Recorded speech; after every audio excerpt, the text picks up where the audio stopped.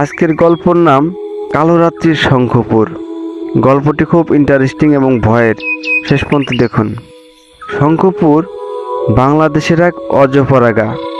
সকালবেলা উঠেই পাখির ডাক, গরুর ঘণ্টা, আর দূরে কোথাও মুন্সি কাকার লাল ছালু পরা মুরগির ডাকে গোটা গ্রাম জেগে ওঠে।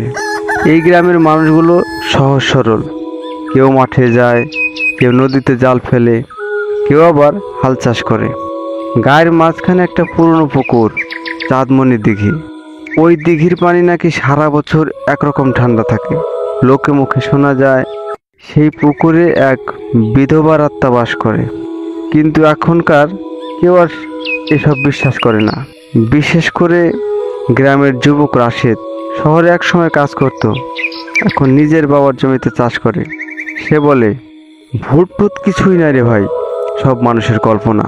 কিন্তু তার মা আছিয়া বুড়ি মাঝে মাঝে বলে, রাশেদ, সন্ধ্যার পর দিঘির ধার দিয়ে যেও না, রাতের দিকে ওইখানকার বাতাসে কিছু একটাই আছে।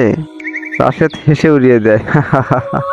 একদিন হাট থেকে ফেরার পথে রাশেদ দেখে গ্রামের প্রান্তে একটা পুরনো আম গাছের নিচে কেউ বসে আছে। দূর থেকে দেখে মনে হলো একজন বুড়ি সাদা কাপড় পরে কাঁদছে। রাশেদ কাছে যেতে বুড়িটা চুপ করে তাকিয়ে থাকে। তার চোখ দুটো অদ্ভুত লালচে, যেন কয়লার মতো জ্বলছে। সে কাপা গলায় বলে, পানি, একটু পানি দে বাবা। রাশেদ ভয় পায় না, বরং দুঃখ পায়। সে ব্যাগ থেকে বোতল বার করে দেয়। বুড়িটা পানি খেয়ে হঠাৎ হাসতে শুরু করে, একটা কাপা কর্কশ গলা ফাটা হাসি। তোরা আবার ওই দিঘির পারে যাস না রে বলে গাছের ছায় মিলিয়ে যায়। রাশেদ দৌড়ে বাড়ি ফিরে। পরদিন সন্ধ্যার পর প্রচণ্ড বৃষ্টি শুরু হয়। আছিয়া বুড়ি চুলার পাশে বসে নামাজ পড়ে। রাশেদ গরু ঘরে বাঁধতে যায়। বৃষ্টি আর ঝড়ের শব্দে গোটা গ্রাম কেঁপে উঠেছে। তখন হঠাৎ পুকুরের দিক থেকে একটা শঙ্খ বাজানোর আওয়াজ আসে। কেউ যেন গভীর রাতে শঙ্খ বাজাচ্ছে, যা গ্রামের কেউ আগে কখনো শোনেনি।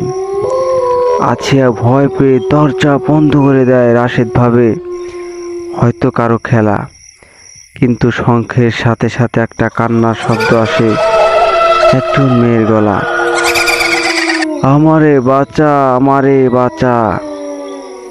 রাশেদ ছুটে বের হয়। পুকুরের পাড়ে গিয়ে দেখে দিঘির মাঝখানে একজন মেয়ে দাঁড়িয়ে আছে, চুলে কাদা, চোখে ভয়ঙ্কর দৃষ্টি। সে হাত তুলে বলে, তুই আমারে পানি খাইছস, এখন তোর পালা। বলে পুকুরের পানি ঝড়ের মতো ঘুরতে থাকে এবং রাশেদকে টেনে নিতে শুরু করে নিচের দিকে। পরদিন সকালে গ্রামের লোকজন দেখে রাশেদ নিখোঁজ। তার মা চিৎকার করে কাঁদছে।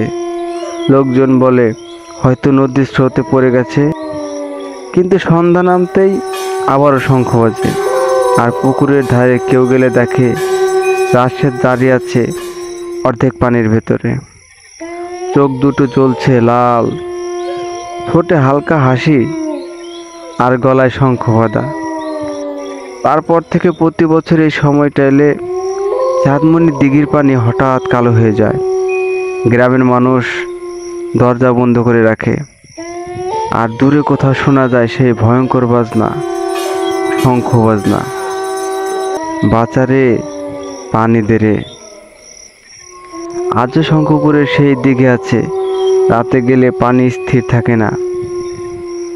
আর যেদিন পূর্ণিমা, তখন পানির উপর একটা ছায়া ভাসে, সাদা শাড়ি পরা এক বুড়ি, আর তার পাশে দাঁড়িয়ে থাকে এক যুবক, গলায় ঝুলে থাকা শঙ্খ বাজাতে বাজাতে। বন্ধুরা, ভিডিওটি কেমন হয়েছে? ভালো লাগলে অবশ্যই একটা লাইক করে দিন।